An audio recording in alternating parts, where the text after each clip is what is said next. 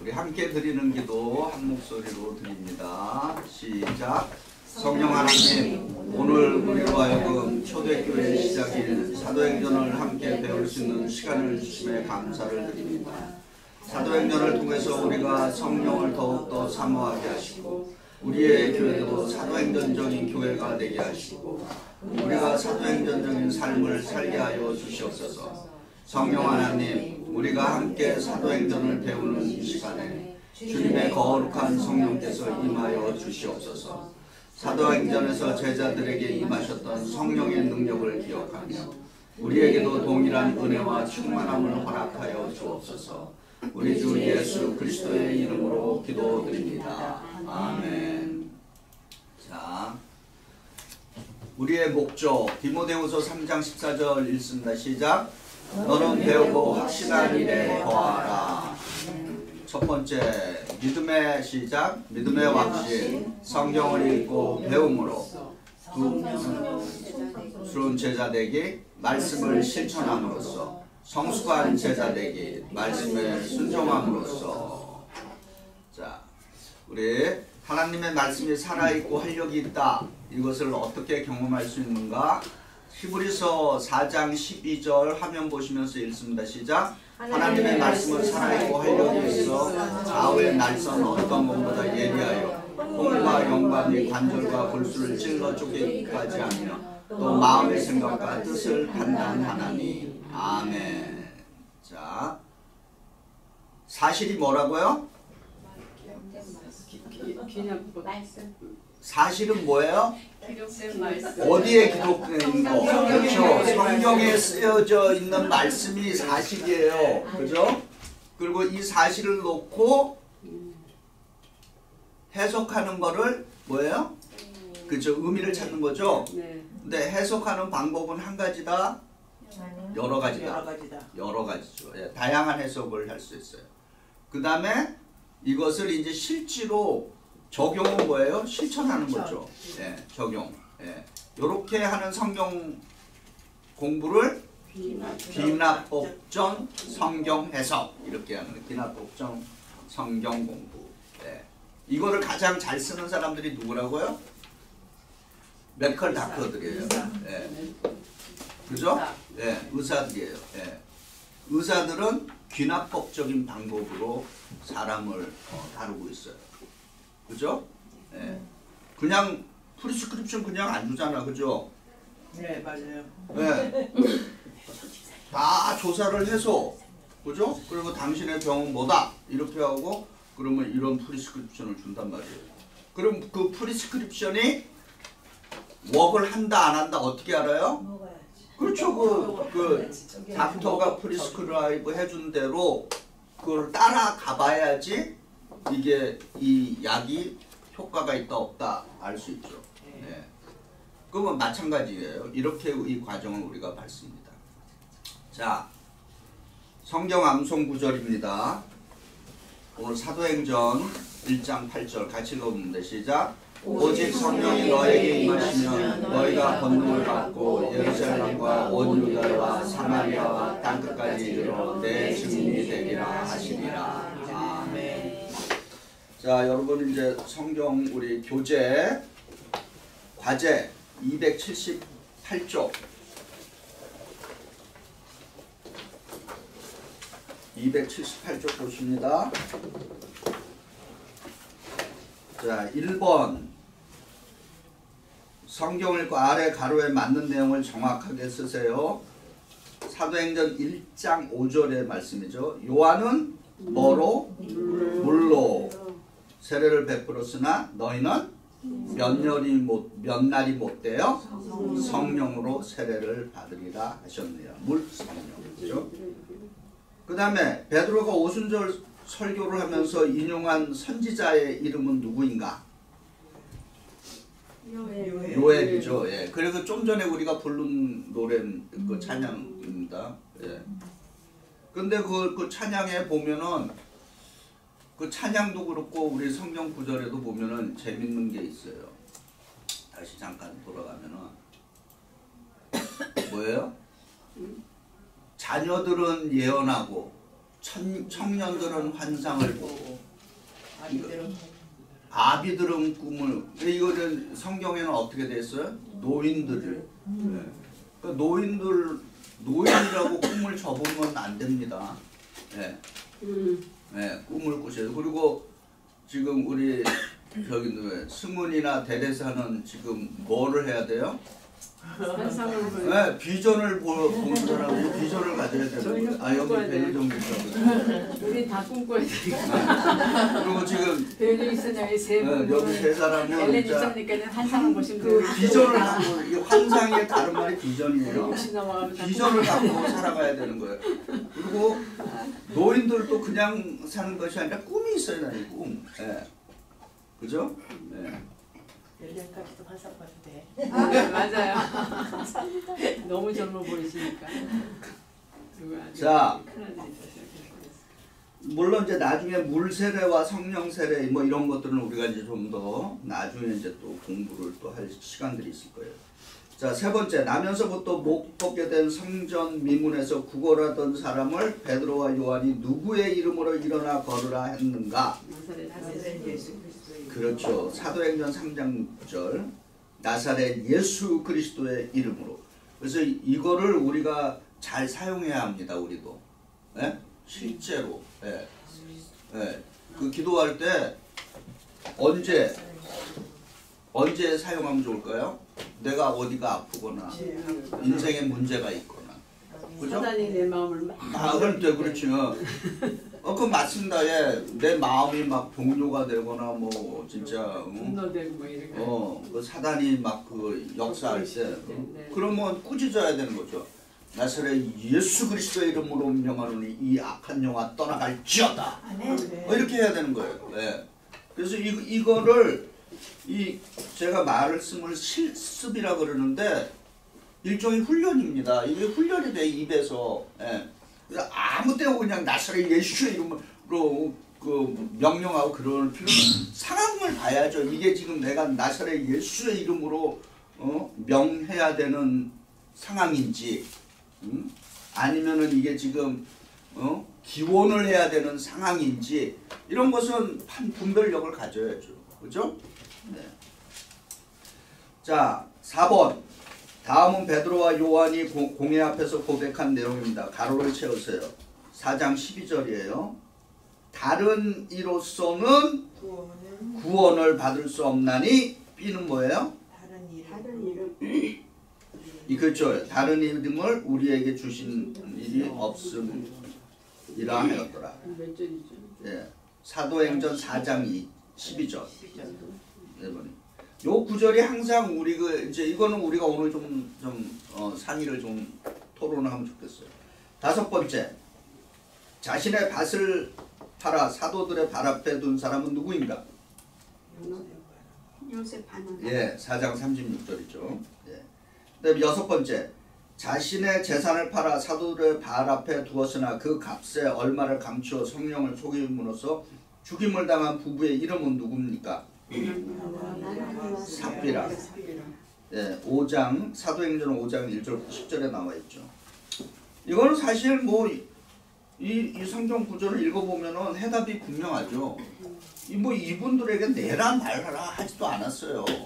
그러니까. 예.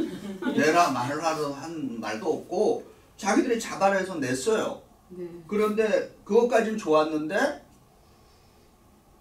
이게 전부냐라고 물어봤을 때 부풀려 갖고 이제 얘기한 거죠. 그러니까 결국은 사람을 속은 게 아니라 성령을 속였다 그래 갖고 결국은 이들이 이제 초대교회에서 아주 일어난 아주 엄중한 사건 중에 하나죠. 네. 그래서 여러분들이 교회에다가 뭐 내시는 거 자발적으로 내시면 되는 거예요.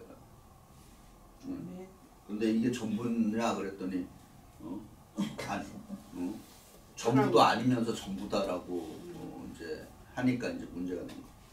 거짓이 들어갔기 때문에 문제가 된 거. 7번째, 사도들이 예수의 이름을 위하여 능력받는 일에 합당한 자로 여기심을 기뻐하면서 공회를 떠난 후 그들이 날마다 성전에 있든지 집에 있든지 증거한 내용은 무엇인가? 예수는 그리스도. 그렇죠. 5장 41절로 4절 그죠? 예수는 그리스도라고 하는 거를 계속 가르쳐. 근데 그 유대 공예에서는 뭐라 그랬어요? 예수는 그리스도를 못 가리키게 했잖아요. 그럼에도 불구하고 이분들은 나가서 예수는 그리스도라고 했어요. 자, 스데반의 돌에 맞아 숭배할 때 증인들이 옷을 벗어서 누구 앞에 두었나요? 사울 앞에 뒀죠. 7장 58절에 돼 있죠. 그 다음에 사울이 다메섹 9번 사울이 다메섹에 가까이 이르렀을 때 하늘로부터 빛이 그를 둘러 비추고 소리가 들렸습니다. 이때 사울이 땅에 엎드러져 들은 소리의 내용은 무엇인가? 9장 4절부터 5절. 뭐예요? 그렇죠. 사울아 사울아 내가 어찌하여 나를 박해하느냐? 나는 내가 그렇죠. 박해하는 예수라 이렇게 되었죠. 예. 그 다음에 아볼로와 깊은 관계가 있는 것은 무엇인가? 19장 3절이에요. 사도행전. 성년, 요한의 세례, 방언, 안수. 뭘까요? 요한의 세례. 예, 요한의 세례 맞습니다. 11번. 다음은 바울의 말입니다. 가로 A에 맞는 내용은 무엇인가요? 사도행전 26장 5절이에요.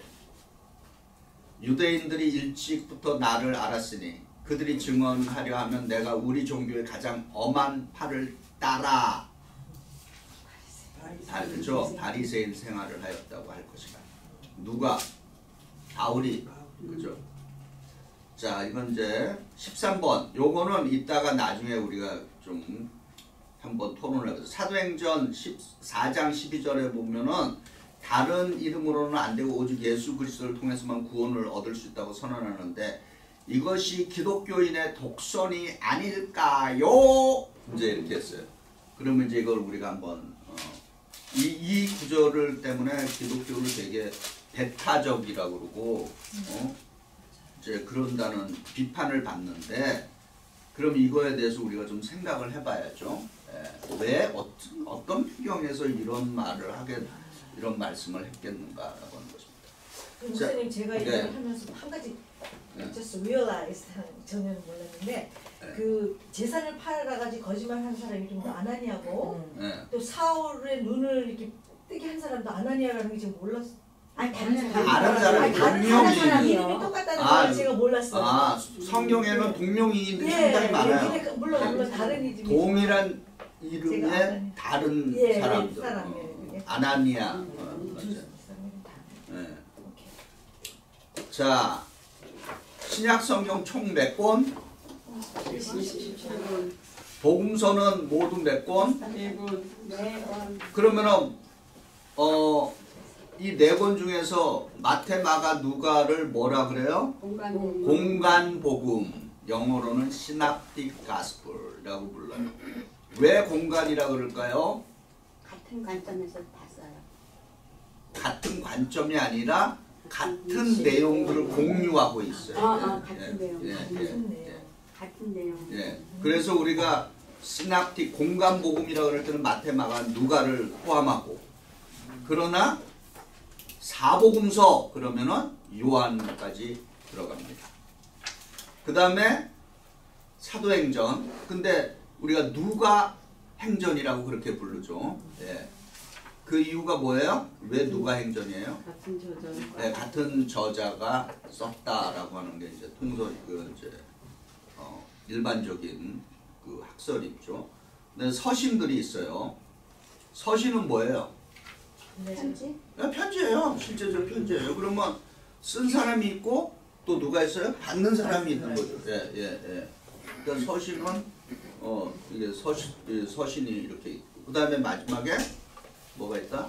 요한계시록. 요게 이제 신약의 구조입니다. 전체의 구조. 자, 여러분의 이제 교과서 한번 볼게요. 91쪽. 자, 이 설명을 한번 좀 보시겠어요? 저 제일 위쪽에 천사 보이나요? 저쪽에 왼쪽. 네. 천사 둘에다가 또 두 사람이 있죠. 그 여러분 교재 91쪽. 두 사람이 두 천사와 있다. 그리고 두 사람은 누구예요? 제자들이고 두 사람이 혼란스러워하고 있다. 이렇게 돼 있죠. 그 다음에 제자들 위에 뭐가 있어요? 제자들 머리 위에 저쪽에. 저게 이제 구름이라고 이렇게 표현되어 있죠. 네. 92쪽. 여러분 교과서 92쪽 보세요. 92쪽 두 번째 패라그래. 제자들 위에는 뭐가 있다? 구름이 있다. 근데 이게 뭐예요? 그렇죠. 예수님이 구름 타고 승천하신 것을 상징한다. 예. 그 다음에 여러분 교과서 저기 그림에 보니까 10이 있죠. 10. 여기 10자리라고 써있잖아요. 10. 네. 보이죠? 네. 아, 예. 10 보이죠? 네. 예. 그 10은 뭐예요? 그 두 번째 패라그래프에서요. 그렇죠. 예. 마가의 다락방에 모여서 10일 동안 뭘 했다? 기도를 했죠. 예. 그래갖고 성령이 바람같이 불같이 제자들의 기도하는 제자들에게 임했어요. 자, 그 다음에 이제 그 이렇게 각 사람 머리 위에 이렇게 성령의 불꽃이 이렇게 붙어 있죠. 예. 이제 그 성령 세례예요. 그 다음에 그 아래쪽에 보면은 촛대 3개가 있잖아. 네. 촛대 3개 보이시죠? 그걸 뭐라고 상징해요? 그렇죠. 이게 3,000명 뭐예요? 그렇죠. 베드로가 첫 번째 설교를 했더니 3,000명이 회개를 하고 예수를 영접했어요. 그러니까 이게 성령 강림 후에 이런 이 성경의 사도행전에 기록된 이 교회 부흥의 역사는 전에도 없었고 후에도 없어요. 네. 이렇게 막 한 번에 3,000명, 막 5,000명 막 이렇게 해서 그 다음에 성령 강림절을 뭐라고 부른다? 그렇죠. 교회의 생일이라고 불러요. 네. 교회의 생일. 그러니까 여기서 말하는 교회의 생일은 뭐예요?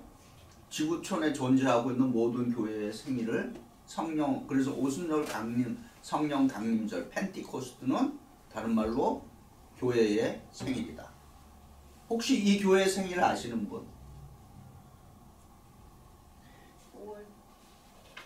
이 교회 생일은 사실은 다음 주예요. 맞아요. 10월 15일. 이 우리 미국 영어 해중 이 베이사이드 UMC는 다음 주일이 133주년을 맞이하는 겁니다.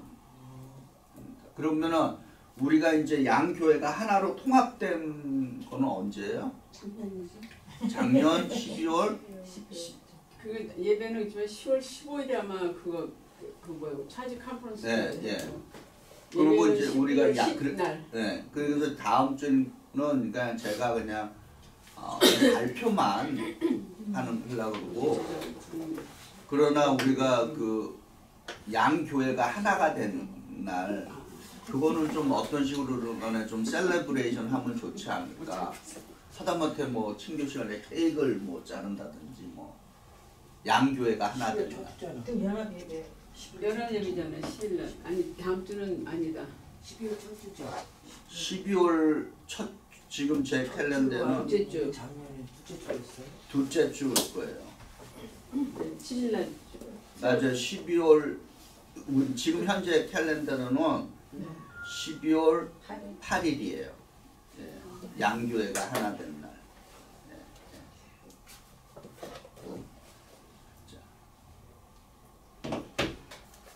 그 다음에 보니까 이제 요 가운데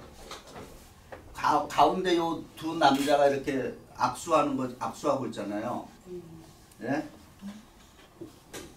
누구예요?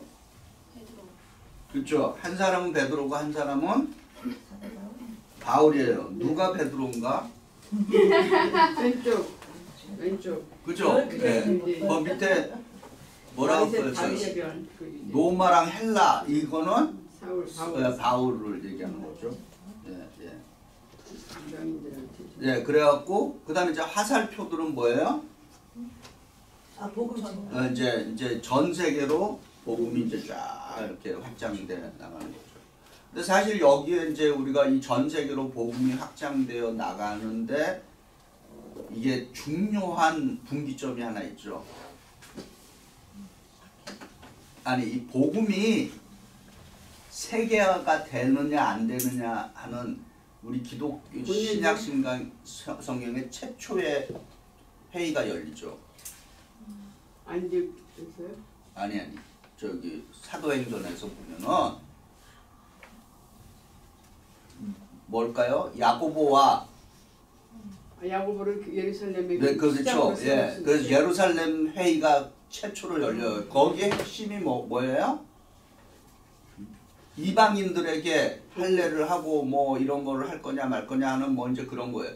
만약에 그때의 그 예루살렘 회의에서 이방인들도 유대인이 했던 것처럼 다 그렇게 해야 된다 했으면은 기독교는 세계화 될 수 없었어요. 무슨 얘기인지 아시죠? 예, 그게 이제 그래서 그 예루살렘 우리 기독교의 최초의 그 회의가 예루살렘 회의입니다. 그거 굉장히 중요합니다. 그걸로 인해서 그 회의로 인해서 이제 복음이 이제 전 세계를 향해서 쫙 퍼져나가는 분기점이 이제 된 거죠. 네. 그래서 여러분 회의를 너무 많이 하면 회의스럽지만은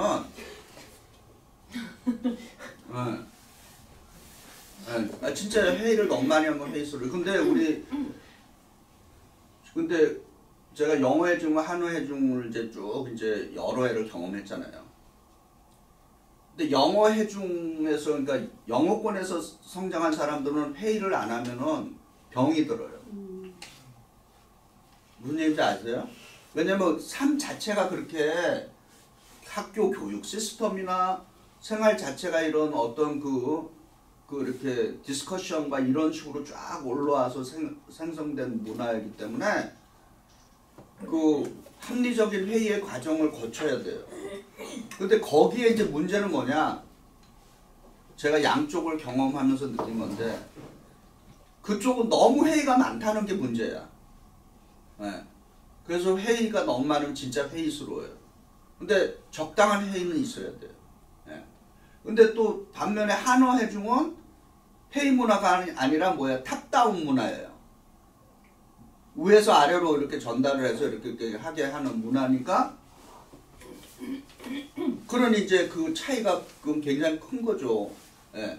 그러니까 함께 이렇게 뭐를 만들어내서 이렇게 가는 구조가 아니라 위에서 이렇게 합시다 해갖고 쫙 이렇게 그러고는 뭐예요? 나를 따르라 이렇게 해갖고 이제 근데 이제 요즘은 이제 그래도 많이 이제 사람들이 이제 뭐라 그래요? 훈련이 돼서 한어 회중들도 나를 따르라 하면 너 나가라 그러지 뭐.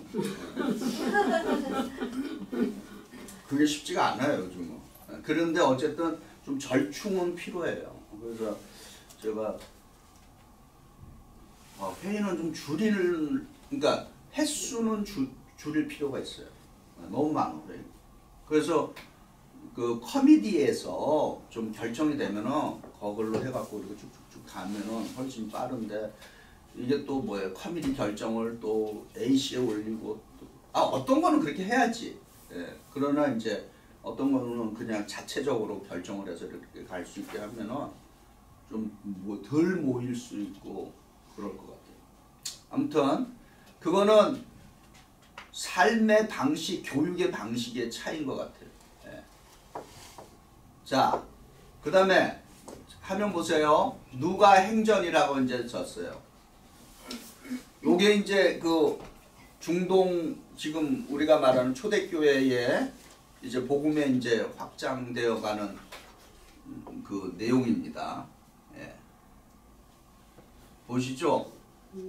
그러면 지금 이스라엘은 어디에 있어요? 여기서 이쪽이죠, 이스라엘은. 네. 그렇잖아요. 네. 이제 이렇게 해서 이렇게 쫙 가는 거 아니야 지금 복음이요, 그죠? 그래서 누가는 갈릴리에서 예루살렘에서 끝났어요.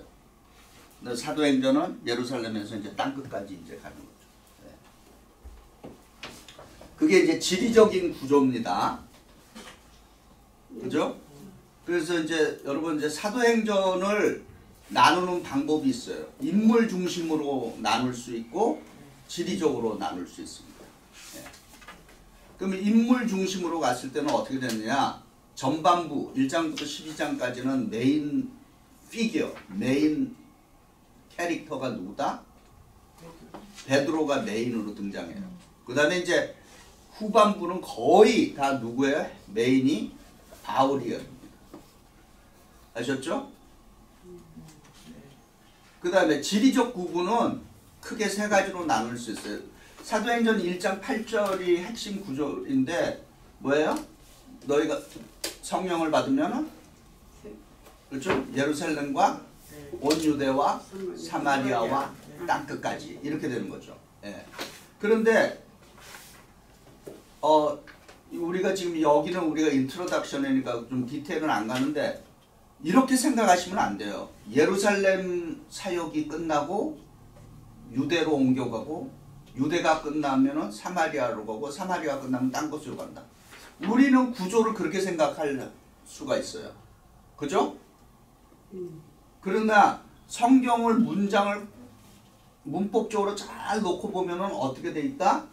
동시다발적인 그렇게 이해해야 되는 거예요. 문제는 예루살렘 사역이 다 끝나고 유대로 옮겨고 유대로 옮겨갖고 사마리아 끝나면 땅끝 그렇게 하면은 이 복음이 세계화될 수 있어요? 없어요? 못 돼요. 예. 여러분도 우리가 실제로 우리 생활에서도 경험하잖아요. 내가 요거를 하고 다음 거 뭐 해보겠다.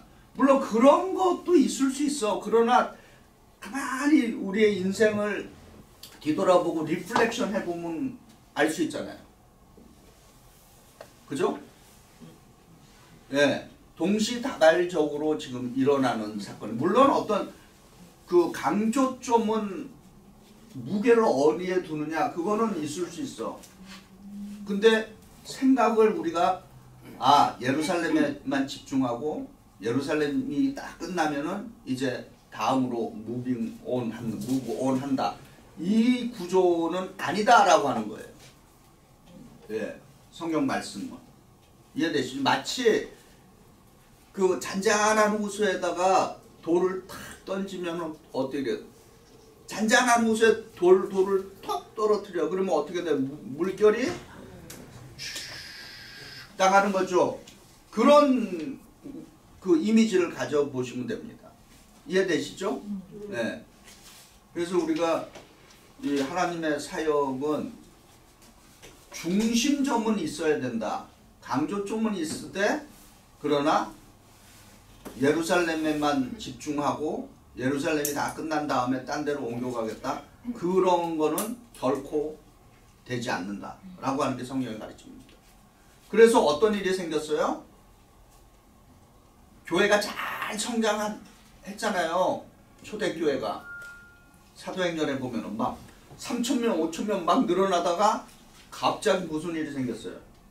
박해가 확 들어와서 교회가 예루살렘 교회가 하루아침에 우리 쉬운 말로 하면 박살이 났죠.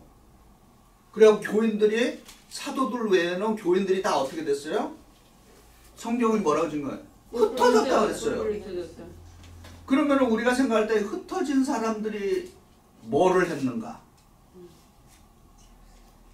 성경은 복음을 전파를 그렇죠. 그게 지금 이 지리적인 부분과 연결이 되는 거죠.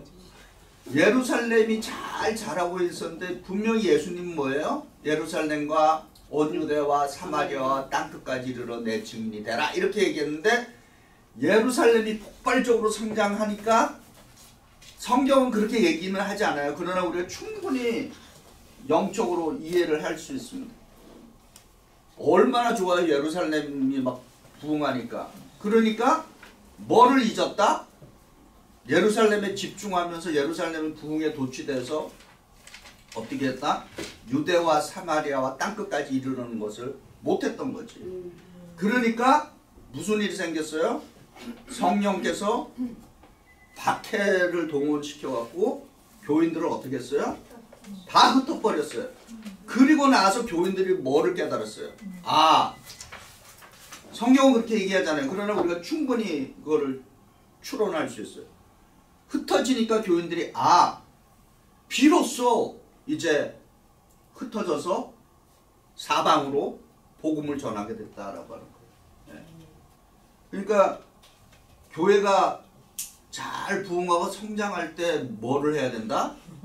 흩어져야 된다. 맞아요. 예. 주의해야 돼요. 예. 그래서 그거 맞는 말씀입니다. 예.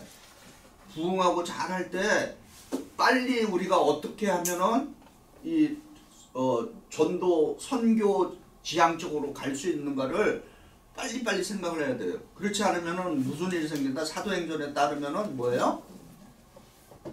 교회를 흩어뜨리는 거예요. 성령께서. 예.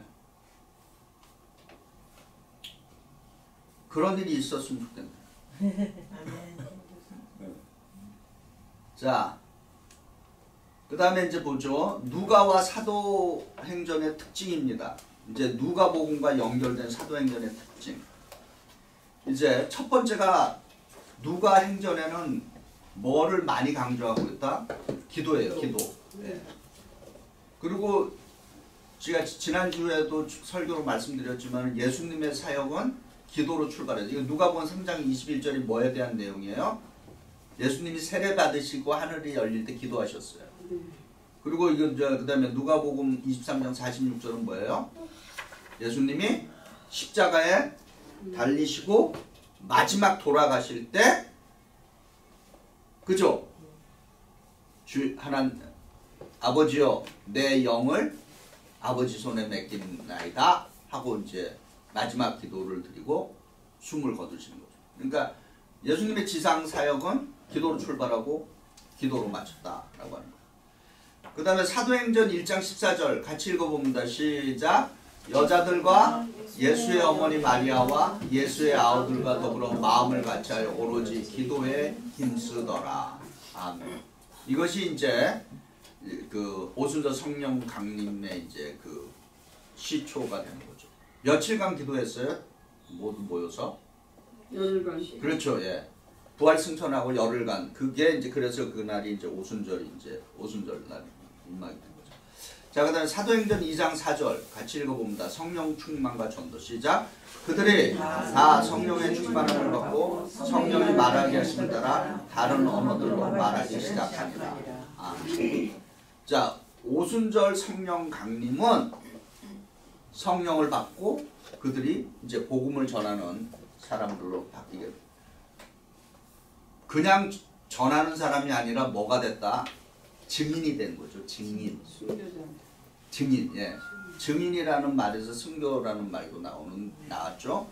그런데 사실 성경에서 말하는 그 위트니스는 상당히 우리 세상 속에서도 법률적인 용어입니다. 혹시 누구 법정에서 위트니스 해본 적 있어요? 워낙 착한 사람들이니까 뭐 위트니스 할 이유도 없지. 예. 그렇죠. 예. 그 위트니스가 된다는 거는 상당히 위험 부담이 있어요. 예. 그리고 왜냐면 위트니스 잘못해버리면 내 증언에 따라서 나쁜 위트니스면 어떻게 돼요? 그래서 생사람을 그렇죠. 자기가 보지도 않았는데 네 저분이 몇 날 몇 시에 어떻게 하는 거를 내가 봤어요. 이렇게 그래서 위트니스 하기 전에 뭐라 그래요? 선서. 네, 선서를 할 때 뭐예요? Nothing but the truth. 네, 오직 진실만을 얘기하겠다는 얘기하잖아요. 그래서 증인이 된다라고 했을 때 초대교회의 증인은 뭐다? 초대교회의 증인은 곧 죽음이에요. 뭐를 증인이에요? 예수는 그리스도라고 하는 거를 자꾸 그거를 증인, 위트니스. 그거 안 했으면은 순교당할 이유가 없어요. 로마가 기독교를 받게 할 때 뭐라고 물었을게요? 제가 예를 들어서 로마의 박해자예요. 그래서 내가 정혜영 원사님을 잡았어. 그러면 내가 뭐라고 물어봤을까요? 너 예수 믿냐 안 믿냐 이렇게 물어보잖아요. 그러면은 안 믿어요 이러면 괜찮은데 나 예수 믿어요.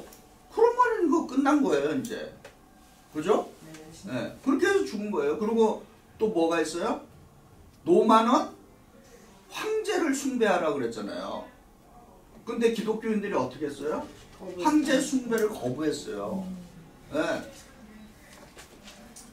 그런 거는 우리가 그때만 있는 게 아니라 우리 조선시대에도 있었잖아요. 뭐예요? 우리가 나라를 일본으로 나라 잃었을 때 무슨 뭐예요? 신사참배라는 게 있었잖아요. 예, 예. 지금도 예, 지금도 여러 군데서 일어나는 일들이에요. 예.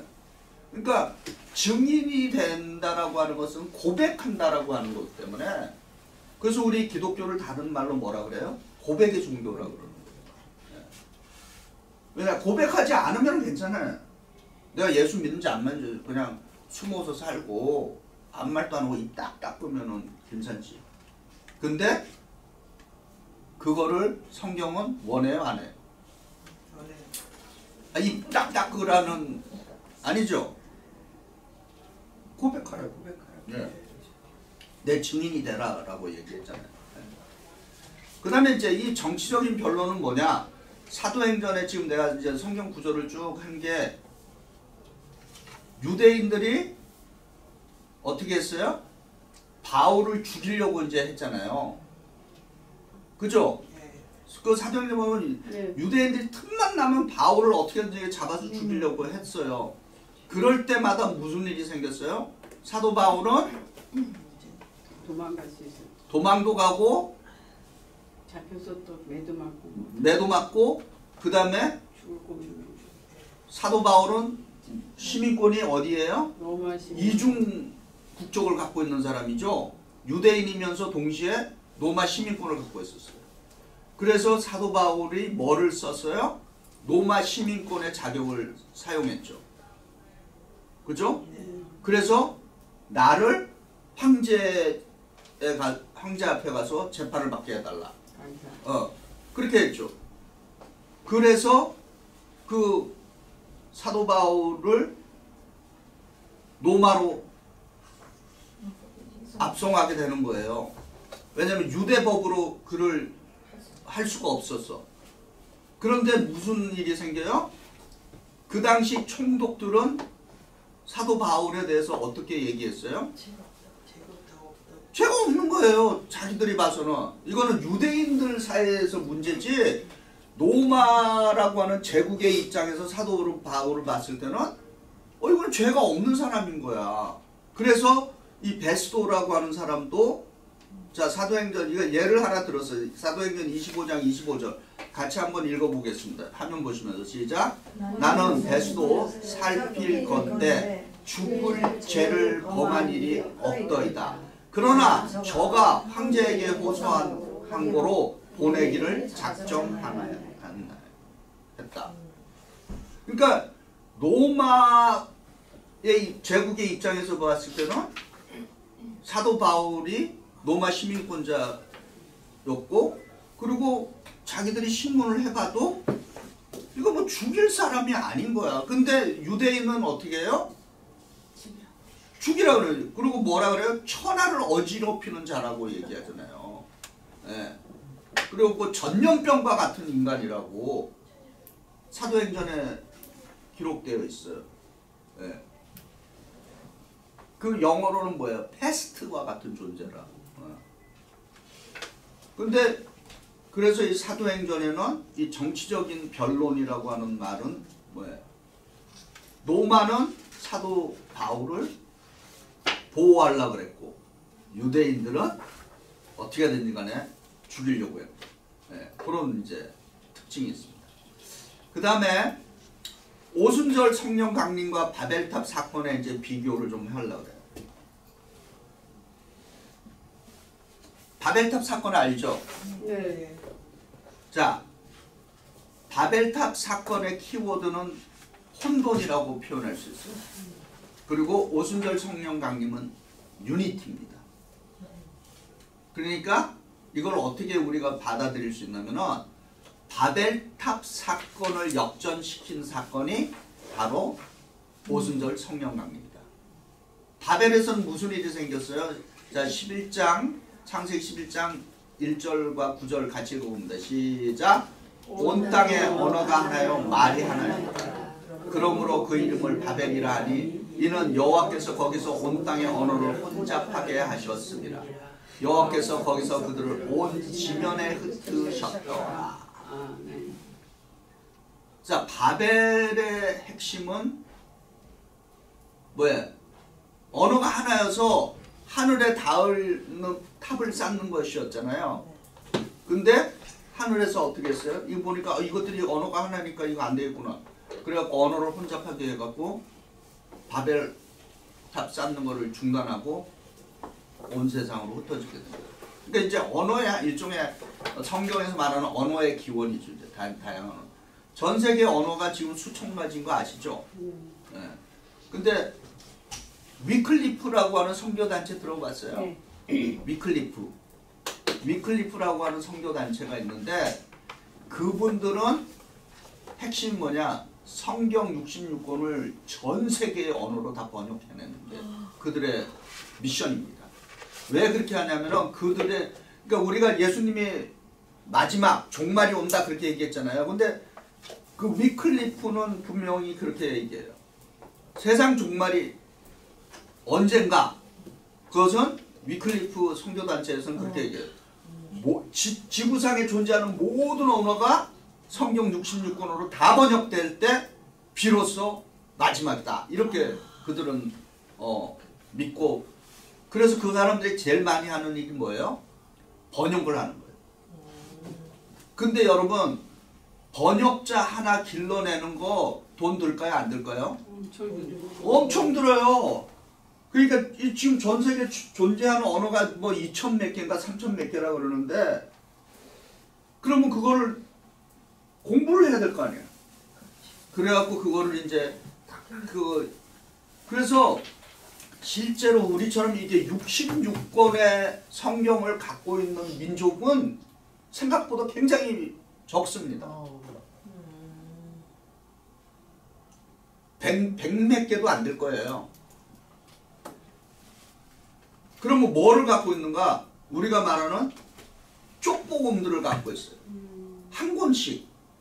우리 조선에도 기독교가 들어올 때 이 66권이 한꺼번에 다 들어온 게 아니에요. 쪽복음이 들어왔어요.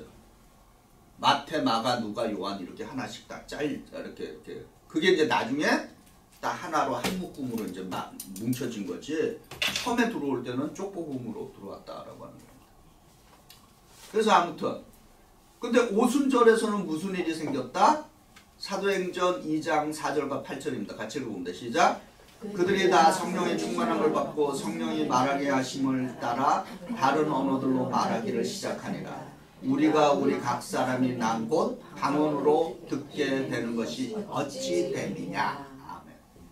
자, 오순절 성령 강림은 언어가 각자 다르게 얘기했지만은 다 주변에 있는 사람들이 그죠 알아들었다라고 하는 거예요. 그래서 바벨탑 사건은 언어의 혼돈을 빚었다면은 오순절 성령 강림은 언어의 통일성, 일치를 이루었다. 이건 굉장히 시사하는 바가 많습니다. 교회에서도 마찬가지죠. 구체적으로 이제 이런 거를 우리가 이렇게 적용해 보면은 제가 이제 많은 경험을 하는데 예를 들어 광고예요. 주보 광고하잖아요. 근데 어떤 분들이 있냐면은 10번을 광고해도 하나도 못 들었다는 분들이 있어요. 실제로 있습니다. 네. 그리고 같은 말을 했는데 여러 번 반복해서 똑같은 말을 했는데 엉뚱하게 이해하는 분들이 있어요. 네. 그러니까 그거는 이제 뭐 의도성이 있는지 없는지 그건 모르겠는데 anyhow 그런 일이 있습니다. 실제로. 네. 근데 어떻게 해요? 지금 이거 보면은 어떤 일치라고 하는 면에서 우리가 볼 때 교회의 일치는 굉장히 중요한 거예요. 그죠? 네. 그래서 일치가 중요합니다. 네. 다양성과 분열은 다른 거예요. 구별해야 됩니다. 네.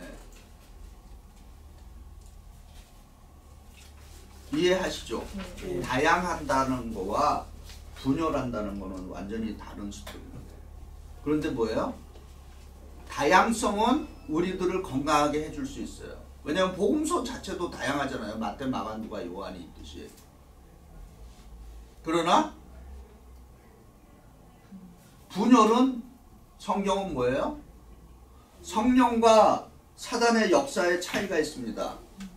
성령은 어떻게 하는 뭐래요? 하나 되게 하는 힘이 있어요. 예, 자꾸 성령은 그 얘기가 뭐예요? 일치하려고 하는 유니티를 만들어내는 게 성령의 역사예요. 그런데 사단의 역사는 뭐예요? 원수되게 하는. 그렇죠. 분열을 시키는 거예요. 자꾸 나누고 분열시키는 게 그 사단의 역사입니다. 예. 그래서 그런 것들을 우리가 신앙생활하면서 이게 사단의 역사인지 성령의 역사인지 이런 것들에 대한 영적인 감각들이 있어야 됩니다. 그러면은 사단의 역사일 경우는 어떻게 해야 될까요? 기도해야죠. 기도해갖고 그 악한 영들이 떠나가도록 기도해야 됩니다. 아니 그러면 목사님이 이제 말씀하신 걸 토대로 해가지고 이번에 우리 그 미나리 메토디스트가 갈라졌잖아요. 분열이 됐잖아요. 그렇죠. 그거는 사단의 역사죠. 그럼 목사님은 그걸 사단의 역사로 그럼요, 말씀하시는 거 아니에요? 근데 이제 저는 이제 그걸 어떻게 보냐면은 물론 우리가 지금 힘든 가운데 교회가 갈라진다는 거는 굉장히 더욱 또 이걸 어렵게 만드는 거기 때문에 이거는 하나님 뜻이 아니다라는 걸 알고 있어요. 근데 또 하나님이 이 일을 통해서 또 어떻게 역사하실지 그건 또 아무도 모르는 거예요. 그래서 저는 그거에 대해서 포커스를 갖고 싶어요, 솔직히. 그것도 좋은 그 영적인 관찰력입니다. 예. 그러나 어쨌든 근본 출발은 저희들이 하나 되어 있던 거를 갈라지게 했다라고 하는 거, 그거 자체로는 사단의 역사예요. 그 다음에 이제 이 갈라진 사람들이 어떻게 사역을 하느냐라고 하는 건 이제 또 성령께서 하시는 일이에요. 예. 그래서 우리가 그런 것들을 잘 이렇게 네. 사단도 욥의 그것을 봤을 때 하나님의 허락 없이 그 하지 않죠. 이것도 또 어떤 하나님의 또 그렇죠. 계획이지. 하나님의 계획이지 않을까. 그것도 좋은 관찰력입니다. 영적인 관찰력. 그래서 저는 이스라엘 전쟁을 볼 때 제 관점에서 볼 때는요. 하나님이 이스라엘을 너무 사랑하시고 자꾸 돌아오라고 그렇게 깨우쳐 주시는 게 아닌가. 그렇게도 할 수 있죠. 이렇게 그냥 좋게 제가 이렇게 하면서 이게 아닌가 생각도 들고 기도해요. 저는 그런 방향으로 그 생각해요. 그래 너무 비참하지 않은 것 같아요. 긍정적인 성격은 아니 그러니까 메시아를 못 믿으니까 여태까지 계속 하나님께서 그걸 깨우쳐 주시는 거 아니에요. 메시아를 영접 안 하니까 예수님. 자 그래서 우리가 좋은 그 영적인 그 분별력들이에요. 그런 것들은. 거기에 대해서 누가 그걸 뭐 반론 제기할 사람이 없다고 봅니다. 근데 이제 우리가 그런 그 사단의 역사도 하나님의 주권하에 들어있다라고 하는 거는 우리가 또 분명히 인식을 해야 돼요. 그리고 이제 그런 거를 통해서 우리에게 어떤 가르침을 우리가 얻을 수 있고 이거를 어떻게 다시 건강하게 바꿔 나갈 수 있는가라고 하는 것들은 우리가 이제 또 고민하며 기도해야 되는 거죠. 자, 그 다음에 사도행전에서 또 나오는 네 번째 특징, 방언입니다. 근데 이제 여기서 이제 화면 봐보세요. 사도행전 2장의 오순절 성령 강림의 방언과 고린도전서 14장의 방언에는 차이가 있습니다. 어떤 차이가 있다? 사도행전 2장에서 나오는 그 방언은 실제로 외국어들이에요. 네. 그죠? 네. 쉽게 얘기해서 영어, 한국말, 뭐 중국말 뭐 이렇게 막 섞여 있는 거예요. 실제로 외국어입니다. 네. 외국어. 근데 고린도전서 14장에 나오는 방언은 뭐예요? 하나님과 자기가 그렇죠. 알아들을 수 없는 내용이에요. 미스터리어스한 그 랭귀지입니다. 자, 그럼 한번 그 구별을 한번 보죠. 사도행전 2장 4절 시작. 그들이 다 성령의 충만함을 받고 성령이 말하게 하시는 따라 다른 언어들로 말하기를 시작하니라. 아멘. 분명히 이건 다른 언어예요. foreign language. 근데 고린도전서 14장 2절 시작. 방언을 말하는 자는 그게 하지 아니하고 하나님께 하나니 이는 알아듣는 자가 없고 영으로 비밀을 말합니다. 그 다음에 이제 또 중요한 게 14장 5절 시작. 만일 방언을 말하는 자가 통역하여 교회의 덕을 세우지 아니하면 예언하는 자만 못하니라. 그러면은 방언의 목적이 뭐예요? 뭐가 되어야 된다? 덕을 세우기 위한. 그렇죠. 그래서 고린도전서 14장 26절 같이 읽어봅니다. 시작. 너희가 모일 때 각각 찬송시도 있으며 가르치는 말씀도 있으며 계시도 있으며 방언도 있으며 통역함도 있나니 모든 것을 덕을 세우기 위하여 하라. 아멘. 이것은 모든 은사가 마찬가지입니다. 네. 그 저는 솔직히 평신도들에게 그 예를 들어 금식 같은 거 할 때 그 40일 하지 못하게 합니다. 저는 개인적으로 권하지 않아요. 저는 개인적으로 2주를 해본 사람이에요. 2주 하면요 40일 견뎌낼 수 있어요. 14일간 했는데 견딜 수 있습니다. 근데 뭐 제가 농담으로도 얘기하지만은 저는 40일 했으면은 아마 2단의 배수가 됐을 거예요. 왜냐면 예수님이 40일 했으니까 나도 40일 하면 나도 예수다 이렇게 할 수도 있죠. 그리고 다는 안 그런데 제가 경험한 어떤 평신도들 가운데 금식 잘 하시는 분들 가운데 이런 분들이 있어요. 영적인 교만이 하늘을 치솟는 분들이 있어요. 자기가 며칠을 금식인데 목사가 금식도 제대로 못하고 그런 사람 금식하면 안 돼. 하지 말아야 돼. 네. 그러니까 자기가 이렇게 하니까 나는 영적으로 이만큼 올라있고 너희는 이렇게 낮게 보이는 거죠. 그거 뭐 교만에 여기 훅 들어간 거예요. 그건 하지 말아야 돼. 그런 분들은. 네. 전 그렇게 금식한 적 없어가지고. 그리고 실제로 우리 감리교 신학대학교에서 제가 감신 대학원 들어갔을 때 고해에 이거 우리 김명래 사모 동기들이에요. 우리 감리교 그 당시만 하더라도 목사가 되려면 무조건 개척교회를 했어요. 나가서. 그러니까 이 사람들이 졸업을 앞두고 이제 개척교회를 가야 되니까 세 사람인가 감리교 신학대학생 세 학생이 기도원에 들어간 거예요. 그리고 40일 금식을 한 거예요. 그리고 하나는 죽었어요. 아유, 가불하면 안 되지. 38일째 죽었어. 아유, 그럼요. 그 다음에 한 사람은 두 사람인가 이 뇌에 손상을 입었어요. 아유. 그래갖고 우리 아주 난리 났어요. 그 이제 왜 그러냐? 훈련이 돼야 돼요. 41일 금식을 하려면은 그치? 3일짜리, 5일짜리, 뭐 7일짜리, 10일짜리 이런 것들이 축축축축축이 쌓이고 그 다음에 배에 기름기가 좀 있어야 돼. 무슨 얘기냐? 지방이 태워지는. 그리고 금식해서는 안 되는 사람이 있어요. 체질상. 저기 당뇨 환자들 절대 하면 안 돼. 예, 그렇죠. 근데 위장병 괜찮아요. 위장병은 고칠 수 있는 확률이 되게 높아요. 그래갖고 우리 때 아무튼 그것 때문에 아무튼 난리 난 적이 있어요.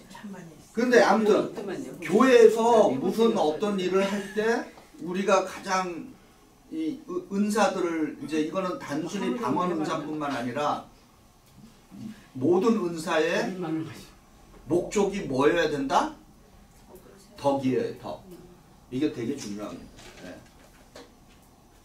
어떤 분들은 일은 열심히 하는데 덕스럽지 못하게 하는 분들이 있어요. 네. 그렇잖아요. 네. 아무리 옳은 말도 덕스럽지 않게 하면 안 되는 거죠. 네. 네. 그래서 이 덕이라고 하는 거가 굉장히 중요합니다. 네. 그리고 제가 우리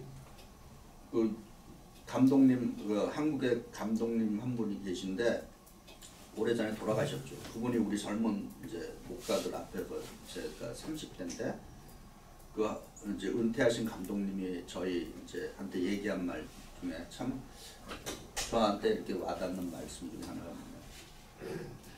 일은 교회에서 일을 할 때 모든 상황은 아주 냉정하게 판단하라. 그러나 모든 일은 뭐하라? 덕스럽게 처리하라. 예, 그 말이 참 와닿았어요. 예. 상황은 냉정하게 판단을 해야 돼요, 사실은. 그러나 그거를 이제 결정하고 처리하는 과정은 덕스러워야 된다. 참 그게 쉽지는 않은 말이에요, 그죠? 예. 상황을 냉정하게 판단하는 것도 솔직히 쉽지 않고 그거를 덕스럽게 옮겨가게 하는 것도 쉽지는 않습니다. 자, 그래서 덕을 세우기 위해서 하라. 방언은 하늘의 언어예요. 방언은 혹시 하시는 분들 개인적으로 여기 한 번도 경험도 없으세요? 어? 캐시샤르시는 저도 한때는 어느 집회에 갔다 방언이 터져갖고 했는데 이 방언이 떠났어요. 방언 안 하면 없어져요, 목사님. 아니 그러니까 그래서 제가 후회를 했어요. 지금은 후회한데 이게 지금은 어떤 때는 되는 것 같기도 하고 왜 떠나갔냐면은 그게 문제인 거야. 막 통성으로 기도하는데 갑자기 막 혀가 탁 꼬이면서 딸려 들어가면서 막 나오는데 분명히 내가 무슨 말을 하긴 하는 무슨 몰라요. 아니 그러니까 이제 이해는 해. 근데 여기 나가는 말이 완전히 내가 이해할 수 없는 말이 이제 나가는 거예요. 그러면 이제 그걸로 순종을 하고 이건 성령께서 내게 주시는 이제 방언의 은사구나 이렇게 받아들여 기쁨으로 했으면 그게 되는데 이게 조금 이제 공부한다고 그 순간에도 의심을 하는 거예요. 이거 내가 왜 이러지? 이게 지금 이 분위기 속에 있다 보니까 이게 지금 이렇게 되는 건가? 이게 뭔가 이게 잘못된 거. 별 잡생각이 다 들어와갖고 그래서 혹시라도 기도할 때 뭐 혀가 꼬부라지고 딸려 들어가면서 막 강제로 할 필요는 없어요. 방언 시킨다고 기도원에 가서 뭐 얘기하고 별 사람들 그거는 다 거짓이고 그거는 그렇게 하면 안 되고 아무튼 막 하다 보면 그런 일이 터질 때가 있어요. 그러면은 어떻게 해야 된다? 순종하고 그걸 받아들이고 하면은 계속 발전시켜 나갈 수 있어요. 근데 이제 그걸 갖고 이제 분석하기 시작하면은 그건 안 됩니다. 떠나가요. 안 돼요.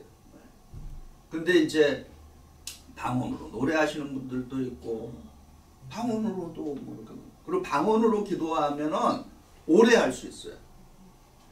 네. 오래 할 수 있어요. 근데 중요한 건 뭐냐? 방언하시는 분들에게 그 성경은 어떻게 가르쳐요? 통역의 은사를 가르쳐요. 왠지 그렇잖아요. 내가 무슨 말을 하는지 기도하면서 알아야 될 거 아니에요. 근데 그거 모르고 그냥 그렇게 하면은 그거 그렇잖아요. 네. 그래서 사도 바울은 뭐라 그래요? 알아들지도 못하는데 막 그 함부로 방언으로 기도하지 말라라고 그러죠. 그렇게 가르치잖아요. 근데 혼자야 뭐 그쪽 기도할 때 혼자서 기도할 때 무슨 방언을 하든지 몰라든지 그거 뭐 괜찮아요. 근데 방언을 하실 수 있으면은 마음껏 활용하시기 바랍니다. 예. 근데 저처럼 방언을 막 분석하고 막 이게 진짜인지 가짜인지 막 이렇게 따지기 시작하면은 그거 안 돼요. 그냥 감사함으로 받고 이렇게 하면 좋은데. 예. 근데 제가 그 방언에 대해서 저는 방언을 안 해요. 뭐 그걸 구하지도 않고. 그 방언을 이렇게 분석하는 게 아니라 한국에는 방언의 그게 굉장히 많은 것 같아요. 교회들이 막 그렇죠. 격려하고 방언을 안 받으면 마치 내가 구원을 안 받은 사람처럼 그러니까 그런 기분이 들 수도 있고 그런데 그래서 제가 그 존경하는 그 목사님이 방언에 대해서 연구하기 시작한 거예요. 이게 정말 하나님부터 온 건지 아니면 이게 그 사탄의 역사인지 그랬는데 많은 방언들이 막 사람들이 방언을 막 이제 같이 막 하잖아요. 그렇죠. 근데 그걸 다 녹음을 해가지고 그걸 분석을 한 거예요. 근데 많은 방언들이 한국에서 있는 방언들이 하나님께로부터 오지 않는 방언임을 증명을 하신 거예요. 왜냐하면 이게 말이 있잖아요. 똑같은 말을 계속 하는데 무슨 말 하는지도 모르고 이거를 통역하는 사람들 불러가지고 했는데도 통역이 다 다른 거야. 그러니까는 과연 이 방언이 정말 하나님께로부터 왔는가? 한국 그렇지. 교회들은 지금 방언 때문에 굉장히 좀 혼란스러워요. 그래서 그게 과연 여의도 순복음교회 처음 시작할 때 거기 방언이 굉장히 셌죠. 네. 그 교회가. 예. 그리고 그 방언을 하나 지금 말하는 대로 자기가 어떤 은사를 받은 증거, 구원의 증거 이걸로 이제 인식하게끔 해준 면도 있긴 있어요. 예. 근데 어쨌든 방언은 있습니다. 근데 지금의 그 당시는 방언이 이제 필요해서 그 내린 거잖아요. 네. 방언이. 근데 지금 고린도 그 교회에서는 예. 알아듣지 못하는 그렇죠. 그거를 큰 소리 내가지고 그러니까 하나님과 나 사이의 방언은 예. 그거는 괜찮아요. 예. 근데 그걸 회중들이 있는 데서 막 하는 거는 근데 방언을 하는 사람들끼리 모여서 막 방언을 하는 건 그건 또 괜찮아요. 그렇지. 하는 근데 지금 예수도 제대로 안 믿고 막 그냥 일반 사람들이 같이 있는데 혼자서 막 개시라시라 말로 왜 지금 막 이렇게 하면 그러면 이제 그거는 그리고 그런 데는 가면 안 돼. 저기 제가 그 감신 다닐 때 이제 그 기도원에 가면은 실제로 방언 받게 하려고 가르쳤어요. 네. 그 몇 가지가 있어요. 그 중에 하나가 이제 입술 흔드는 거. 막 아니면 랄랄랄랄랄랄 그거는 거짓이야. 그거는. 근데 거기에 또 호쾌하고 또 방언 받게 달라고 이러는 참. 그거는 쇼예요. 그런데 어쨌든 방언은 있다. 예. 방언은 있습니다. 성경에도 증거하고 있고. 그러나 그 방언을 알아듣지도 못하는 사람들 앞에서는 쓰지 마라. 혼자 기도할 때는 뭐 괜찮습니다. 자, 5번째 이제 인물입니다. 스데반과 7 집사예요. 자, 원래 기독교는 누구가 중심이에요? 유대인들이 중심이었죠. 근데 이제 기독교가 전파돼 나가면서 어떻게 됐어요? 헬라파 기독교인들이 이제 생기는 거예요. 자, 사도행전 6장 5절 같이 읽어봅니다. 시작. 온 무리가 이 말을 충만한 사람 스데반과 또 빌립과 프로고로와 니가노르와 디몬과 바네바 나와 유대교에 입교했던 안디옥 사람 니골라를 택하여 7 집사, 이걸 우리가 디컨이라 그러는데 이 디컨은 사실은 원어는 디아코니아라고 하는 말을 영어에 디콘으로 옮겨옵니다. 그리고 한국말로는 집사라고 그러고, 근데 원래의 의미는 뭐예요? Serving on the table. 뭐예요? 테이블에 시중 두는 사람이에요. 네.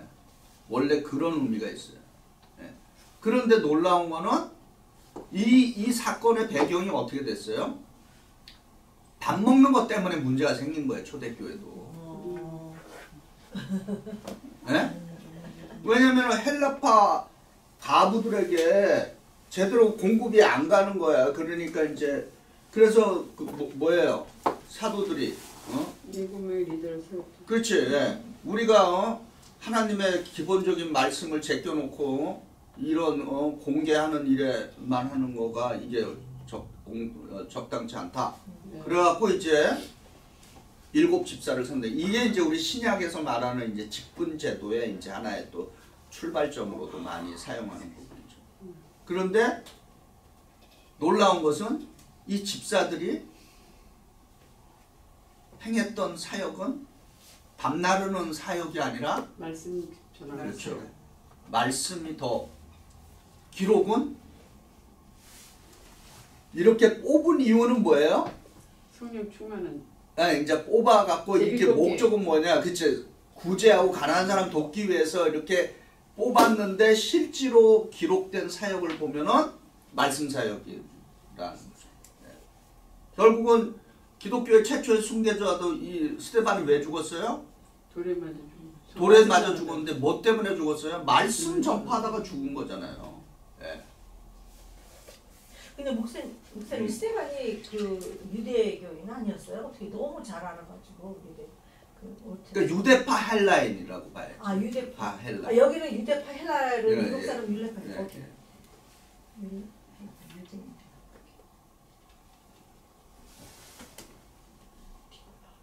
그러니까 이제 우리가 이렇게 생각하면 될 것 같아. 우리 1세랑 2세, 그죠? 네. 그런 스트레스로 생각하면 우리가 좀 이해가 좀 빨라질 거야. 그리고 저기 니골라는 니골라 당파 그 만든 그 사람이에요 혹시? 난 그거는 내가 니골라 당이 있었지. 이단으로 나오죠. 나중에 그럴 수도 있겠네. 근데 요 사람이 그거와 연결되는 거는 내가 좀 확실히 모르겠어요. 이건 또 한번 또 찾아봐요. 자, 기독교의 최초의 순교자는 스데반인데 스데반은 사도는 아니었다. 예. 이게 쉽게 얘기하면은 기독교의 최초의 순교자는 평신도였다. 이렇게 되는 거죠. 사도라고 하는 목회자가 순교를 최초로 당한 게 아니라, 예? 이것도 참 의미가 있어요. 예. 물론 이제 그 이후로 예수의 제자들이 이제 다 순교의 길을 가게 되는 거 우리가 알지만은 어쨌든 첫 번째 순교자는 사도는 아니었다. 자, 그 다음에 아까 말씀드린 대로 7 집사는 물론 이들이 그 테이블에서 시중을 들었을 거는 분명합니다. 그죠? 예, 그 목적으로 뽑았으니까. 그런데 이들은 동시에 뭐 하는 분들이었다? 말씀 사역자들. 자, 그 중에 하나가 빌립 나오죠. 8장 35절. 화면 보세요. 화면에 사도행전 8장 35절 같이 읽어봅니다. 시작. 빌립이 입을 열어 이 글에서 시작하여 예수를 가르쳐 복음을 전하는. 누구를 만났어요? 빌립이? 에티오피아 네시를 만났죠. 그래갖고 에티오피아가 복음이 들어간 지가 얼마나 오래된 나라입니까? 그런데 제가 언제 말씀드렸을 거예요. 복음이 조선에 전해졌던 복음과 이 에티오피아의 네시가 가져간 복음은 차이가 있습니다. 역사를 통해서. 한국 조선에 들어온 복음은 삶을 개혁시키는 복음이었어요. 그래서 가난하고 못 배우고 뭐 이런 분들, 그래서 신분을 타파시키고 아무튼 삶을 예수 그리스도를 통해서 삶을 변혁시키는 복음이었어요. 그런데 이 에티오피아로 넘어간 복음은 이거 제 얘기 아니라 선교사님들이 그런 얘기를 하더라고. 아프리카 선교사. 복음을 운명으로 받아들인 거예요. 그러니까 우리식으로 얘기하면은 복음을 사주팔자 운명처럼 그냥 받아들인 거예요. 우리 조선 사람들이 복음을 받아들였을 때는 이 복음을 통해서 예수의 이름으로 내 인생을 개혁하는 복음으로 받아들여갖고, 그렇죠. 신분도 타파하고, 뭐 그다음에 국가가 나라를 잃었을 때 독립운동도 하고, 아무튼 여러 가지 좋은 영향으로 예수를 통해서 뭔가를 개혁, 리폼하는 걸로 우리에게 영향을 미쳤다면은 아프리카 이 에티오피아 같은 나라에서는 이거를 그냥 자기들의 그냥 운명처럼, 그러니까 복음을 통해서 뭔가를 개혁하고 이거보다는 그냥 받아들인. 그래갖고 캐톨릭에도 그런 게 요즘 많이 있어요. 그 남미 쪽이나 이런 아프리카 쪽에 간 복음, 뭐 장단점이 있는데 그 복음을 거의 예정적인 걸로 이렇게 받아들였다는 거예요. 그 예정적이라는 게 뭐예요? 내가 지금 이렇게 살고 있는 거, 이거는 다 하나님께서 이렇게 했으니까 나는 그냥 이렇게 살아도 된다. 이런 식으로 해요. 근데 우리는 조선은 어떻게 했어요?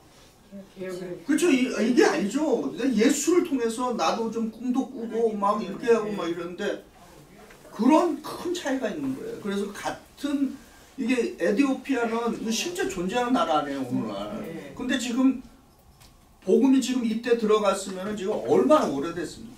최강국이 돼야 되는데. 그렇죠. 어떤 면에서 그렇게 지금 말하는 건데 우리한테 들어왔으면은 그렇죠. 예. 근데 최빈국에다가 아직도 이 분쟁 지역 중에 하나 아니에요. 그러니까 이런 것들을 우리가 잘 생각을 해야 됩니다. 자, 그 다음에 바울의 회심. 사도행전에 바울이 회심한 이야기를 자기가 3번이나 증언하죠. 간증하죠. 9장, 22장, 26장에 이제 간증을 합니다. 그 뭐 토시는 뭐 우리가 보지 않고 어쨌든 그 스토리 띠은 동일하다라고 하는 거예요. 네. 자, 그래서 그 다메섹 도상에서 이제 부활하신 주님을 만나서 이제 회심을 하죠. 그래갖고 핍박자가 전도자가 되고. 근데 우리가 사울과 바울 이렇게 얘기하는데 똑같은 이름이에요. 네. 사울은 히브리 말로 사울이라고 그러고 바울은 그리스 말이에요. 헬라어 표현인 거죠. 그러니까 이런 식이죠. 우리 아들 이름이 자슈아예요. 영어 이름이. 그럼 한국 이름은 뭐예요? 여호수아야지. 그러나 영어 이름은 자슈아. 이런 스타일인 거죠. 예. 그래서 우리가 사람들이 사울 따르고 바울 따르고 그리고 또 이렇게 생각해요. 아, 사울은 예수 믿기 전에는 사울이었다가 예수 믿은 후에는 바울로 바뀌었다. 이렇게 해석하는데 뭐 그것도 뭐 오케이. 근데 그렇게 바뀐 이유는 뭐예요? 이가 전도하는 방향과 만나는 사람들이 누구였다? 헬라파 사람, 이방인들이었죠. 네. 이방인의 사도로 이제 불림을 받은 거죠. 그리고 성령의 인도하심을 받은 분이고, 그다음 세계 선교의 일생을 이제 바치게 된 거죠. 자, 사도행전 20장 24절 이 구절은 참 너무도 귀한 구절 중에 하나입니다. 같이 읽어봅니다. 시작. 내가 달려갈 길과 주 예수께 받은 사명 곧 하나님의 은혜의 복음을 증언하는 일을 마치려 하면은 나의 생명조차 손으로 귀한 것으로 여기지 아니하노라. 아멘. 자, 그래서 우리가 신앙 간증하시는 분들 이건 뭐 공개적으로 하시는지 혹은 나 신앙 간증이 있어 이렇게 할 때는 항상 비포와 애프터가 차이가 있어요. 네. 그죠?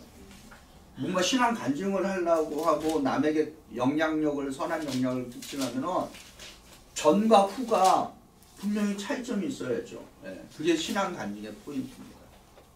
자, 근데 이제 여기서 이제 혼자 바울이 이렇게 된 게 아니죠.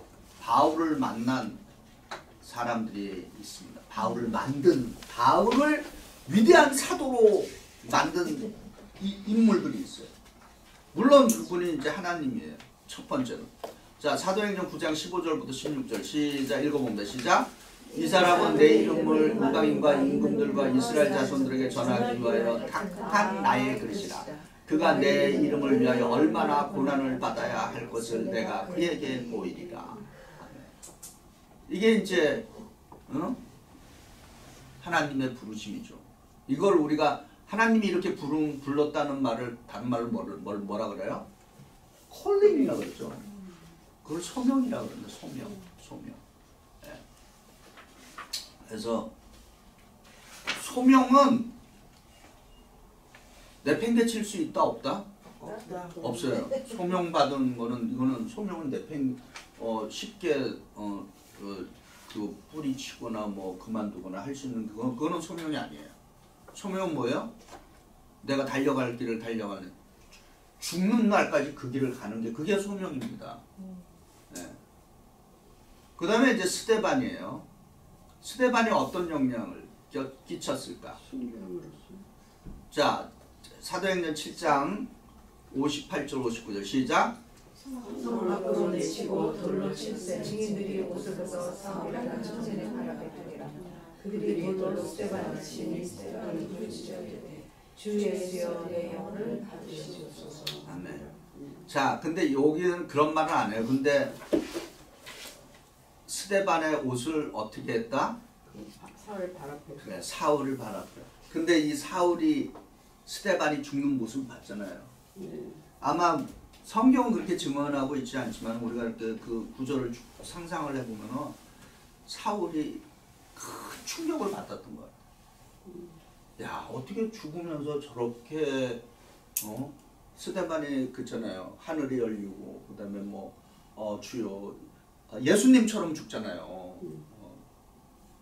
저들에게 죄를 돌리지 말라라고. 아마 큰 충격을 줬던 것 같아요. 마음에 막 갈등이 막 그냥 영적인 투쟁이 일어났다가 그러다가 어떻게 했어요? 그 영적인 투쟁이 일어날 때 사람들이 두 가지 반응이 심리적으로 일어난대. 실제로 영적인 투쟁이 일어날 때 어떤 심리적 말, 더 극단적인 행위를 하던가. 예. 그래서 어떻게 해요? 성경에 보니까 이 사건 후에 사도 바울이 죽이려고. 그렇죠. 사람들 예수 믿는 사람들 죽이려고 그 공문서까지 들고 가다가 이제 다메섹에 가서 이제 팍 꼬꾸라지는 거 아니에요, 그죠? 예수님만. 그 다음에 이제 바나바가 참 중요합니다. 이거 왜 성경 구절 안 넣었어? 자, 한번 읽어보면 돼. 시작. 사울이 제자들을 사귀고자 하나 다 두려워하여 그가 제자됨을 믿지 아니하니 바나바가 데리고 사도들에게 가서 그가 길에서 어떻게 주를 보았는지 주께서 그에게 말씀하신 일과 다메섹에서 그가 어떻게 예수의 이름을 담대히 말했는지를 전합니다. 하루아침에 확 획가닥했잖아요. 그래갖고는 이제 예수 믿겠다고 막 나오고 설치니까 아무도 믿어주는 사람이 없잖아. 이미 다 그게 다 그럼요. 이미 다 오른 거를 다 그럼 성파가 됐나 보죠. 이미 다 알고 있는 들 그래 서로 다 피하고 다녔어요. 근데 이 사도 바울이 예수의 사람이라는 것을 신뢰하고 이 사람을 사도 바울을 지도자로 이제 만들어주는 인물이 바나바입니다. 그래서 교회 바나바 사역이라는 게 있죠. 네. 되게 중요합니다. 그건 뭐예요? 바나바 사역은 자기는 사라지고 남을 세워주는. 네. 그래서 바나바 참 이거 쉽지가 않아요. 어떤 면에 이인자의 역할을 하는 거 아니에요. 그죠? 네. 그래서 참 교회에서 이런 그러니까 남을 세워주는 거 굉장히 귀한 일입니다. 네. 목사님 이 바나바가 맨 처음에 이제 초대교회 때 모든 것을 팔아가지고 그 사람 동일 인물이에요? 그것도 내가 지금 좀 생각을 해야 돼요. 네, 그것도 우리가 좀 조사를 해봐야 됩니다. 왜냐면 성경 마가랑 같은 친척이죠. 바나바, 맞아요. 그거는 맞아요. 네. 근데 참 제가 그게 퀘션이 뭐냐면은 마가는 그래도 계속해서 나오잖아요 성경에. 마가복음도 썼다는 얘기도 있는데. 근데 그 마가랑 그 마가는 다르다. 마가의 그러니까 동명이인들을 다 이제 다. 근데 어떻게 바나바는 사울이 바울이 등장하고 나서는 그게 있어요? 하나도 안 나오는 것 같은데 이렇게 있어요? 그러니까 사역을 따로 이제 했잖아요. 이제 갈라지게 돼. 근데 이제 성경은 이제 바울에게 포커스를. 그렇죠. 바울에게다 포커스를. 근데 혹시 그 바나바의 사역이 나중에 뭐 이렇게 나온 추적하면 있어요. 있어요? 예. 근데 그거는 우리가 공식적으로 받아들이지는 않지. 그러나 이제 이런 이제 뭐라 그러나 그걸 우리가 정경화는 할 수 없지만은 기독교의 이제 사료들은 있죠. 역사적인 자치로서 이 사람이. 근데 이제 바나바가 화목하게 하는 사람인가 봐요. 그러면 마가랑 사울하고 안 좋았을 때 떠났잖아요. 그다가 데려왔잖아 바나바가. 그러니까 이제 바나바는 어떻게 하든지 간에 그러니까 바나바와 그러니까 바울이 성격도 되게 차이가 있어요. 예. 좀 바나바는 좀 이렇게 포용하는 인물이고 좀 이렇게 용납해주고 그런데 이 바울은 바리새파 출신 아니야. 율법적으로 훈련이 딱 돼 있는데. 무지못대로. 네. 그러니까 그래갖고 바나바랑 그 사울이 그 마가를 놓고 그랬어요. 그 다투 갖고는 그걸로 헤어지죠. 근데 그게 헤어진 것도 결국은 하나님께서 양쪽으로 사역을 펼쳐나가는 이제. 그러니까 헤어졌다 해서 다 나쁜 건 아니에요.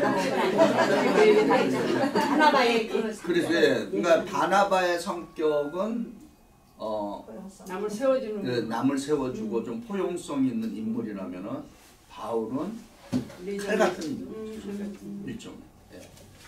근데 우리도 다 그 뭐 한 사람 안에 그런 두 가지의 그 나중에 바울이 옥에 갇혔을 때 마가도 데려올 때 그게 좋죠. 그렇죠. 예. 그때는 이제 그게 이제 그거는 이제 왜냐면은 그 말씀드려요. 그거는 이제 성경 어떻게 되냐면 그것도 이제 내가 상상을 해보는 거예요. 어떻게 되냐면은 이때만 해더라도 아직 바울은 좀 생생하고 젊었고 그때는 지금 마가를 데려오라. 그때는 이제 바울도 목회의 경력도 쌓이고 인생 말년을 향해서 가다 보니까 이제 마음이 이제 열려진 거지. 목사님도 말씀하셨잖아요. 처음에는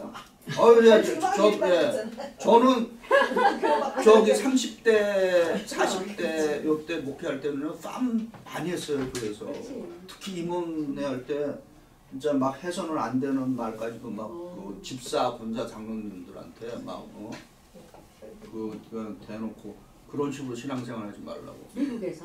그럼요. 예.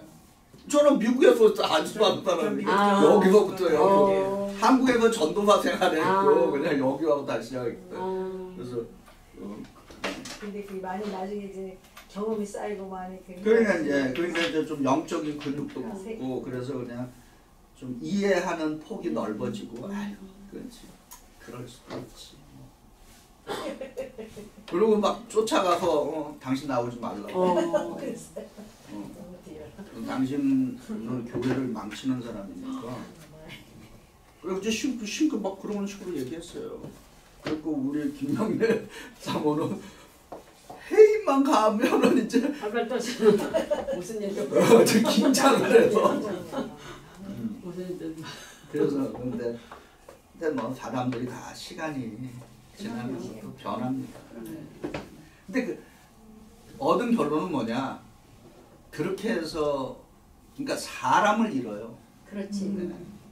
네, 그래서 정말 내가 이 사람을 잃어야 되겠다라고 판단하지 않는 한은 그렇게 하면 안 되지.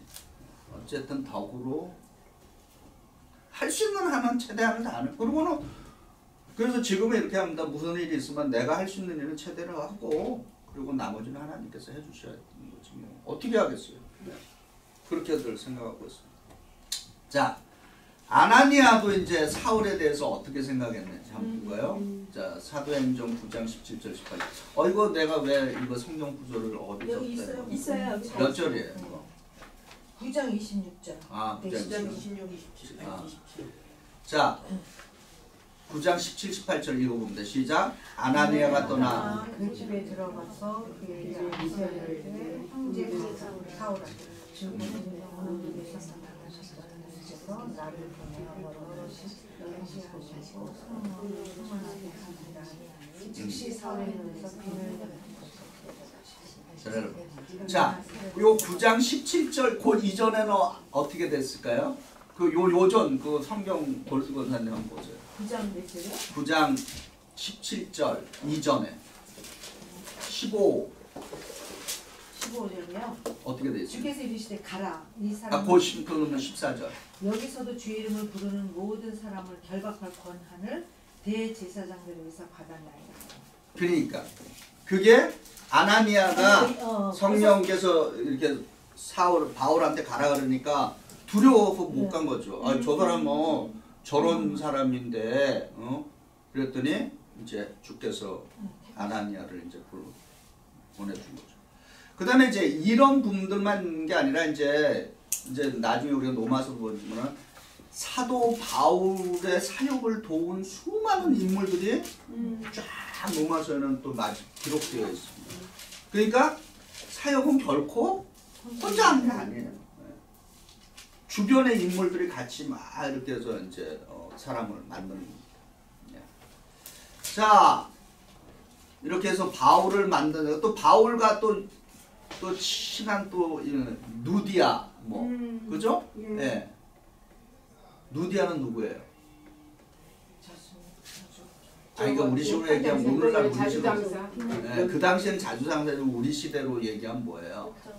옷감 장수지만은 또 좀 좋게 얘기하면 사업 그렇죠. 비즈니스 CEO 예. 그러니까 다양한 인물들이 그 바울의 사역에 이렇게 딱 협조가 돼 있죠. 자 이제 결론으로 갑니다. 그래서 우리가 누가복음 11장 13절 같이 읽어보면 돼. 시작 하면 좋은 것을 자식에게 주실 줄 알고는 하나님과 너희 하나님 아버지께서 원하는 자에게 성령을 주시라고 말씀하시니라. 아멘. 자 그래서 우리가 성령에 대한 강구가 있어야 돼요. 특히 사도행전은 다른 말로 뭐라고 불러요? 다른 이름. 그렇죠. 성령행전이라고 불러요. 자, 사도행전적인 교회가 된다라고 하는 거는 뭐냐? 기도하는 교회, 성령의 교회, 말씀의 교회, 전도와 성교의 교회. 이게 사도행전적인 교회다라고 하는 거죠. 그래서 우리가 초대교회로 돌아가자라고 했을 때는 뭘로 돌아간다? 그런 말 들어보셨죠? 초대교회로 돌아가자. 성령. 그죠? 초대교회로 돌아가자라고 하는 것은 기도와 성령. 왜? 사도행전으로 돌아가자라고 하는 의미예요. 네? 네. 초대교회라고 했을 때 이 범위가 얼마나 넓으냐면은 좁게는 예수님 부활 이후부터 해고 기독교가 콘스탄틴이 기독교를 공인하는 그 300년대 거기까지를 초대교회라고 보면 그러면 그 안에도 수많은 초대교회가 있잖아요. 그 역사 안에. 그 다음에 또 길게는 중세까지를 초대교회로 중세 전까지를 초대교회로 보는 거예요. 대강 AD 1세기부터 1년부터 해갖고 1000년 요 사이를. 그럼 그 수많은 교회들이 있잖아요. 그래서 초대교회로 돌아가자라고 하는 표현의 의미에는 사도행전으로 돌아가자라고 하는 그런 표현이 있습니다. 네, 그래서 오히려 초대교회로 돌아가자 이렇게 하는 것보다는 저는 사도행전으로 돌아가자 이렇게 사도행전적인 교회로 돌아가자 이게 더 훨씬 더 맞는 표현이에요. 그런데 사도행전 28장 여러분이 읽어보면 참 애매모호하게 끝납니다. 결론이 참 애매모호하게 끝나. 그래서 이제 이런 말 많이 들어봤죠. 사도행전 29장을 이제 계속 우리는 그렇죠. 예, 계속해서 우리는 지금 오늘의 신앙인들, 오늘의 교회가 뭘 한다? 사도행전 29장을 쓰고 있다. 이제 우리는. 연예인들 그 사도행전 29장 그 있잖아요. 예, 예. 그런 말도 많이 써요. 예. 예, 사도행전 29장을 쓰는 교회. 자, 이제 마지막으로 이제 질문 들어. 사도행전의 다른 이름은 무엇인가? 이거 빨리 끝내야 돼. 예. 아까 말했죠? 성령행전. 예. 성령행전. 그리고 사도행전은 초대교회 역사가 기록되어 있고 교회의 부흥을 관심을 갖는다면 어디로 가야 돼요? 사도행전을 가야 돼요. 거기로부터 연구를 해야 돼요. 사도행전. 거기에 부흥의 원리가 그 안에 다 들어있어요. 자, 그 다음에 이거 한번 볼게요. 사도행전 4장 12절 시작. 다니엘로서 구원을 받을 수 없나니 천한 사람 중에 구원을 받을 만한 다른 이름을 우리에게 주신 일이 없음이라 하였더라. 아멘. 자, 근데 이제 아까 말씀드린 이 구절은 기독교의 독선으로 비판을 받는다. 당신은 이 구절이 기독교의 독선이나 배타성이 아니라라고 어떻게 말할 수 있는가? 어떻게 생각하십니까? 고민을 좀 하셔야 돼요. 세 가지를 정리해 볼 수 있어요. 그냥 일단은 제가 여러분 좀 생각을 해보시고 제가 정리한 겁니다. 첫째, 이 말씀은 배타적이고 독선적인 구원의 길이 아니라 모든 사람에게 열려있는 하나님의 은혜의 초대라고 하는 것입니다. 어떤 특정인에게만 있는, 왜냐하면 누가복음은 그 구원이 어디에 있다? 유니버설 셀베이션이라고 얘기했죠. 제가 만인 구원. 누가복음, 누가행전의 핵심 중에 하나가 구원의 범위가 전 세계를 포함하고 있는 거예요. 어느 특정인과 특정 그룹이 아니라. 그리고 이 하늘 아래 다른 이름을 주신 일이 없다. 이거는 누구만이 이렇게 할 수 있는가? 예수님을 1대1로 만나고 그분의 구원을 체험한 사람은 이렇게 고백할 수 있죠. 그죠? 그래서 그 사람에게는 예수를 직접 만나서 이런 고백을 하는 거는 이건 진리에 대한 고백을 하는 거다라고. 진리. 어떤 배타성에 초점을. 그러니까 믿지 않는 사람들은 이 구조를 딱 놓고 막 아니 무슨 기독교 뭐 지내만 그거냐. 근데 이거는 그런 의미가 있는 것보다는 우리가 변증을 하는 때는 내가 예수를 만나보니까 예수님이 이렇다라고 하는 그 선언인 거죠. 네. 그리고 실제로 예수를 만나보니까 아하, 오직 은혜로 구원받는 거구나. 그리스도를 통해서. 그런 고백을 지금 하고 있다라고 하는 것입니다. 그러니까 여러분 그걸 놓고서 여러분 나름대로 좀 생각을 해보시고 아 기독교는 독서적이야. 기독교는 메타성이 있어. 이렇게 해석하면 안 됩니다. 우리는. 네? 네, 이렇게 해석하면 안 돼요. 이거를 변증을 할 수 있어야 되잖아. 변론. 이 구절은 이런 뜻이 아니라 정말 내가 예수를 만나보니까 나는 이렇게 고백할 수밖에 없다라고 하는 그런 어떤 그 고백 선언문인 거예요. 이게. 네. 누구를 뭐 예수를 못 믿게 하고 뭐 이런 게 아니라 이거를 우리가 잘 이해를 하셔야 됩니다.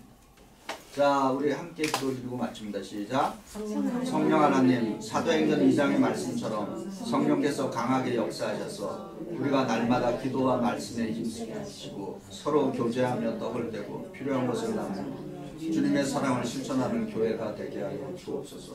주님께서 주신 그 뜨거운 사랑과 헌신이 우리 안에 넘쳐 흘러 우리가 세상에 나아가 주님의 사랑을 나타내는 도구가 되게 하여 주시옵소서. 성령 하나님, 우리의 교회가 사도행전의 교회처럼 베드로처럼 스데반처럼 바나바처럼 바울처럼 성령의 충만함으로 가득 차기를 간구합니다.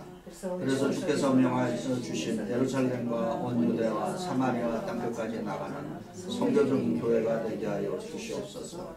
우리 주 예수 그리스도의 이름으로 기도합니다. 아멘.